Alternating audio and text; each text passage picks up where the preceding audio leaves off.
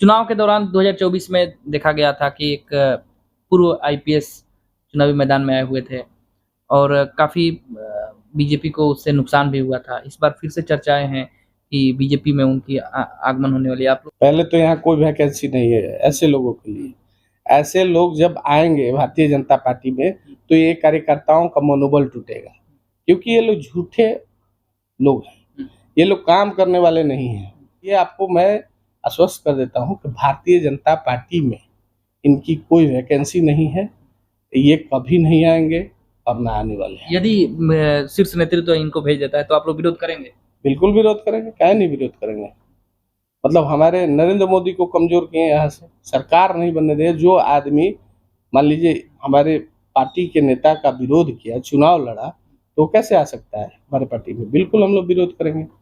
अच्छा। प्रगति यात्रा पे कितना योजना का घोषणा हुआ था और वो घोषणा माननीय मिथिलेश तिवारी जी ने करवाया था।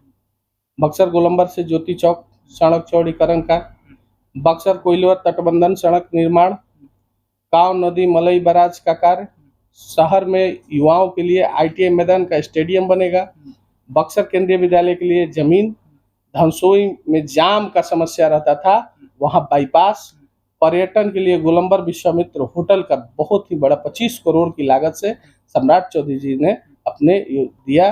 वो होटल एक मतलब बिहार लेवल पे बनेगा। अच्छा, एक सवाल और है। चर्चाएं बाजार में ऐसी भी हैं कि मिथिलेश तिवारी जी जब चुनाव लड़ने आए थे तो उन्होंने बहुत सारे लोगों के पीठ पर हाथ धर दिया था कि आपको मैं टिकट दिलवाऊंगा। इस तरीके से कहा जा रहा है कि बहुत सारे कैंडिडेट मैदान में आ गए हैं भाजपा की तरफ से।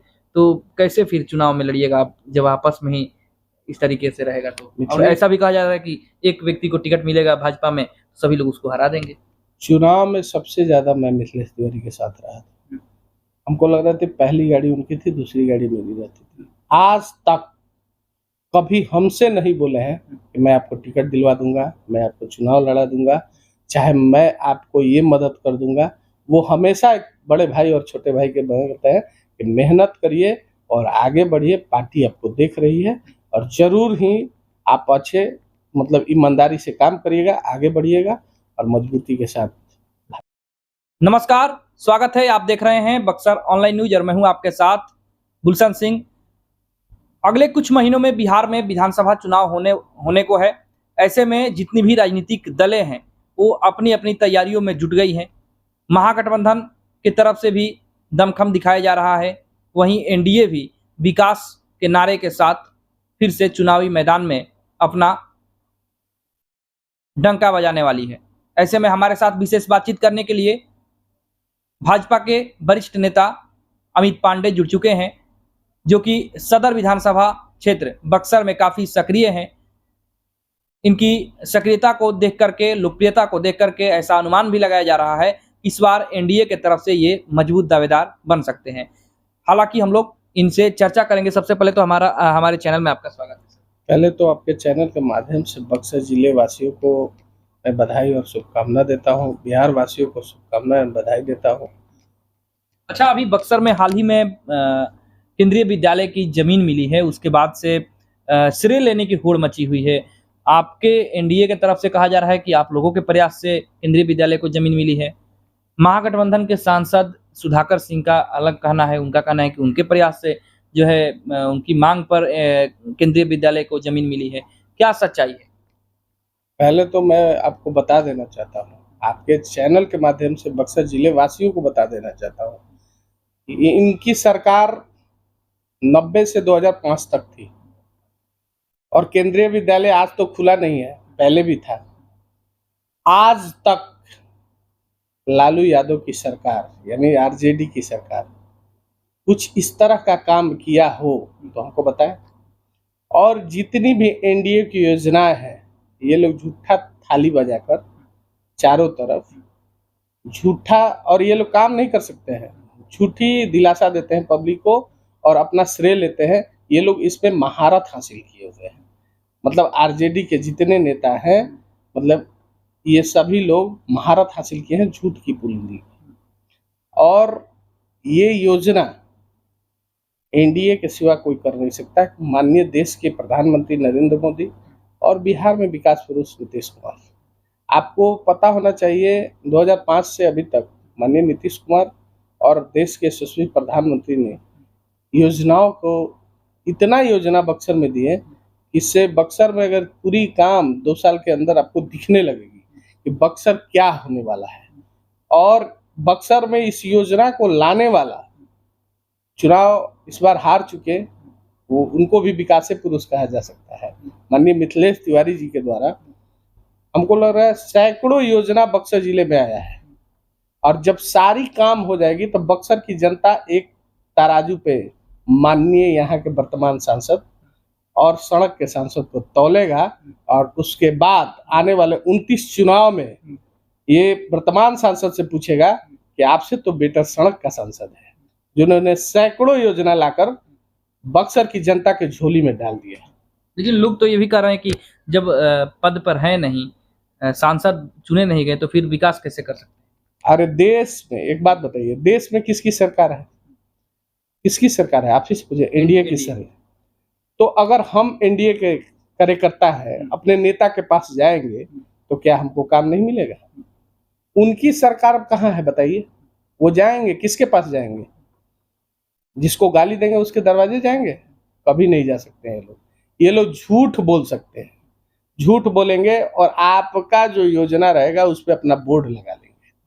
ये लोग तो जबरदस्ती, क्योंकि ये लोग का तो कारोबार ही गुंडा और अपहरण, फिरौती, रंगदारी, यही सब टैक्स से ये लोग उभरे हुए नेता है।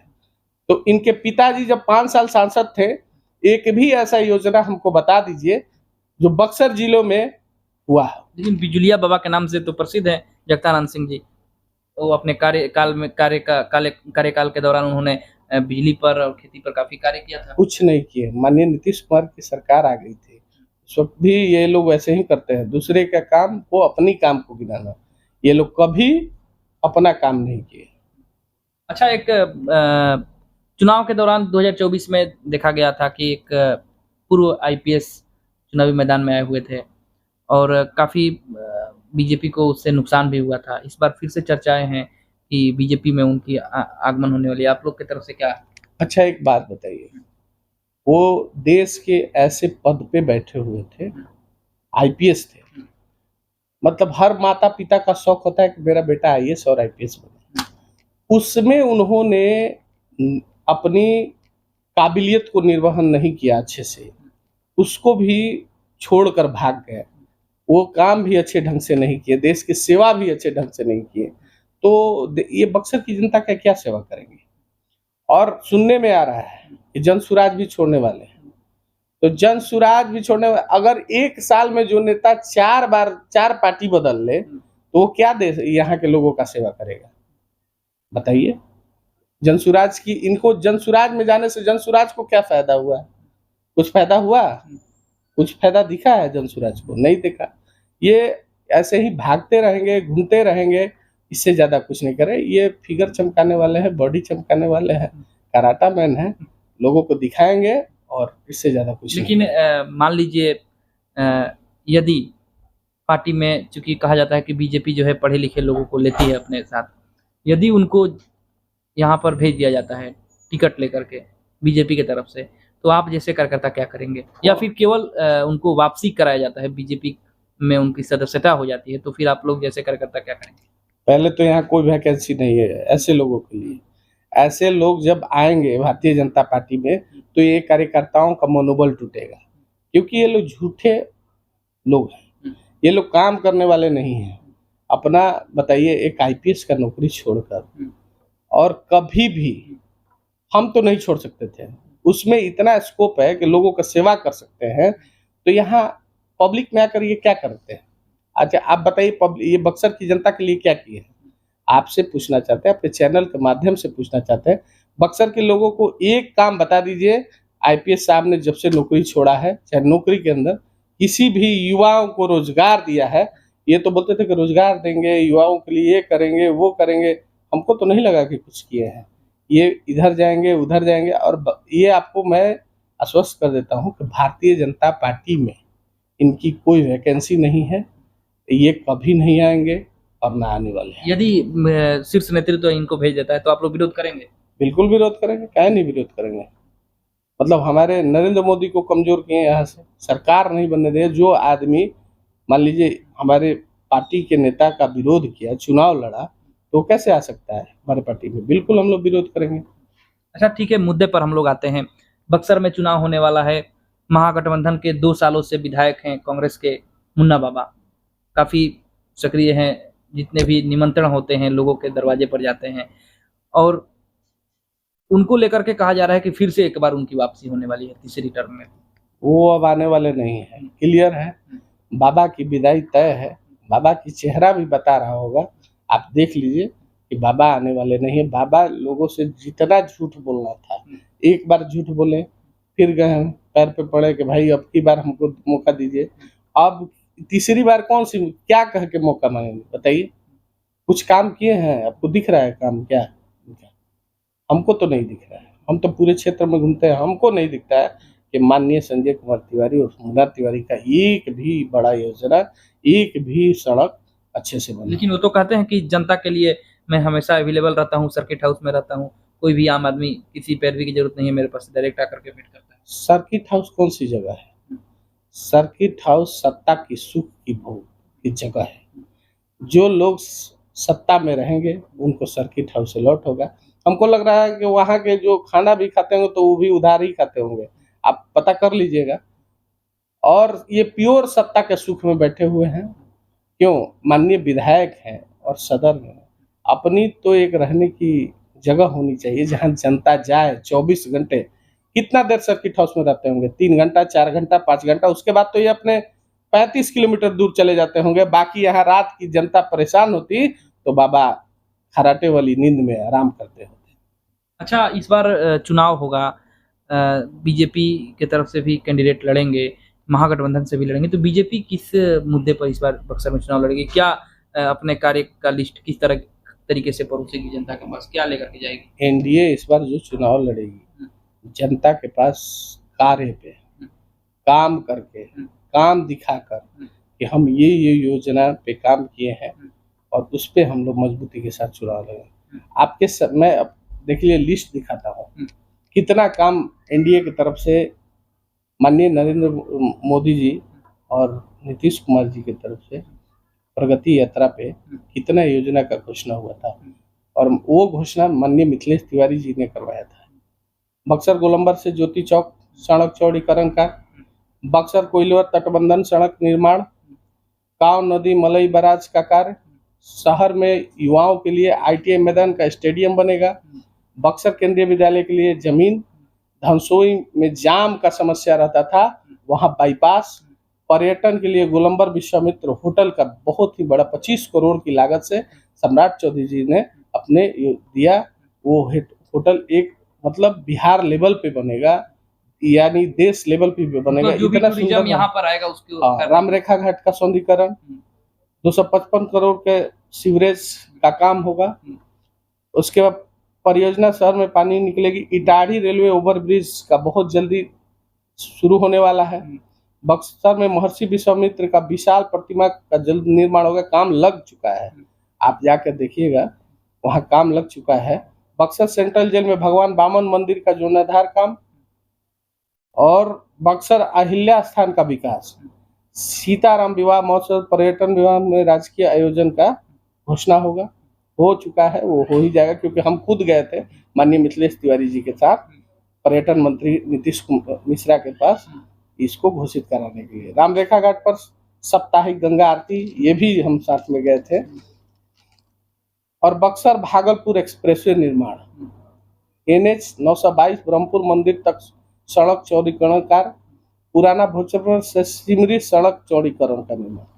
अब बहुत सारी योजना, हमको लगा 50 करोड़ 50,000 करोड़ से भी ज्यादा का योजना हमारे बक्सर में अथक प्रयास माननीय मिथिलेश तिवारी के अथक प्रयास से इतनी सारी योजनाएं हैं। अब आप बताइए कि माननीय सांसद कहाँ से ये काम कराए हैं?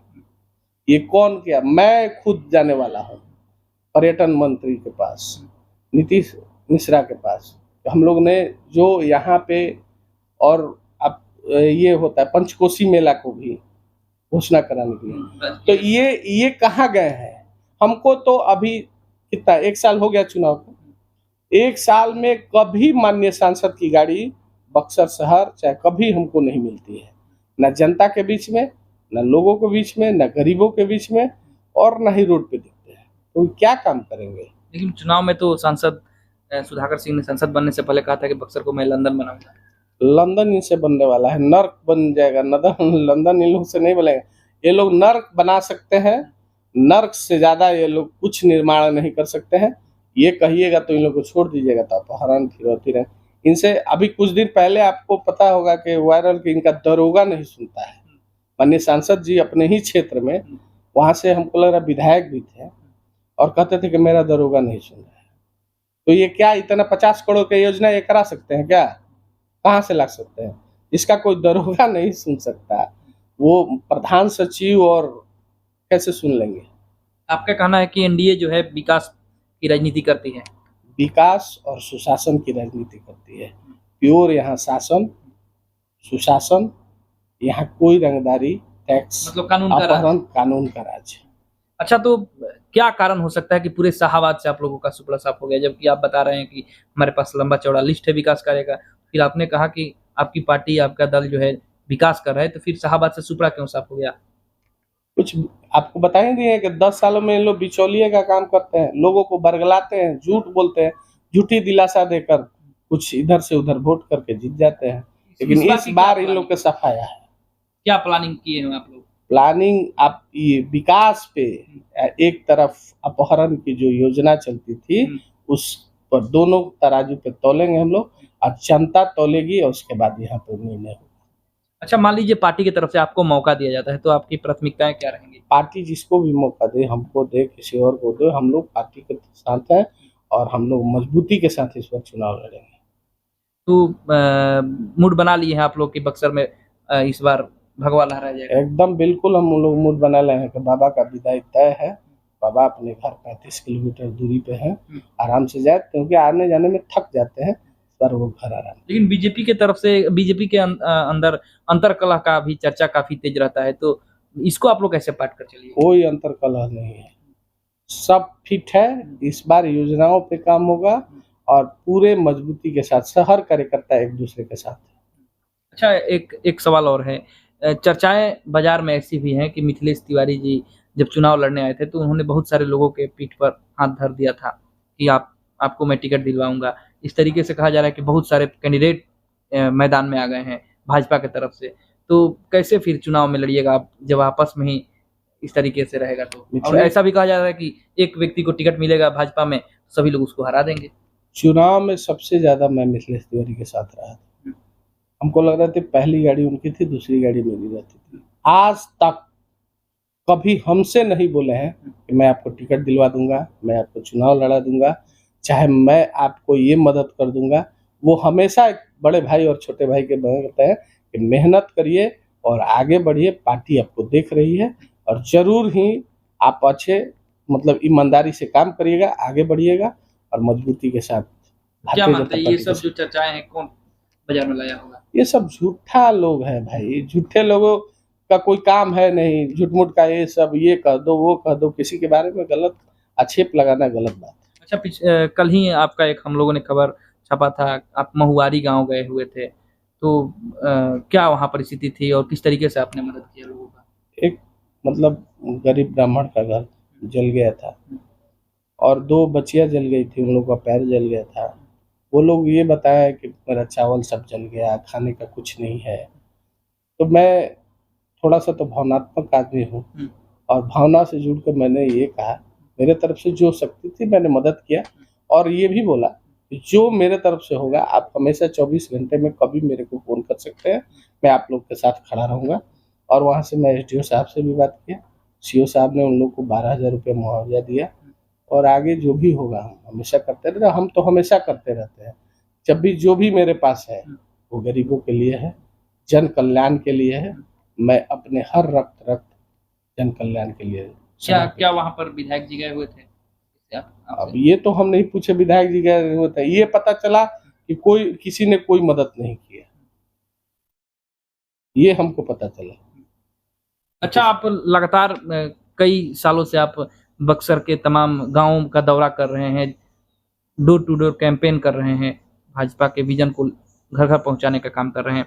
इस दौरान जब आप घूमते हैं, सबसे अधिक समस्या आपके सामने किस तरीके की कॉमन समस्या दिखी है जो जिसकी निदान अति आवश्यक हो? पहले तो शिक्षा, गरीबों को योजनाओं का लाभ नहीं मिलता, झूठ मूठ का गलत मेमोरेंडम, ये कैसे बोले कि मिथिलेश तिवारी हर लोगों को बोल दिए, ऐसे ऐसे लोग बोल देते हैं कि भाजपा रहुआ के कुछ नहीं करता। बीच में ये जो बिचौलिए लोग हैं वो गरीबों को बहुत ठग रहे हैं, और हमको लग रहा है ये 10 सालों में माननीय विधायक आए हैं बक्सर, ये पूरा गंद फैला कर रखे हैं। तो प्राथमिकताएं आपकी क्या रहने वाली है इस बार?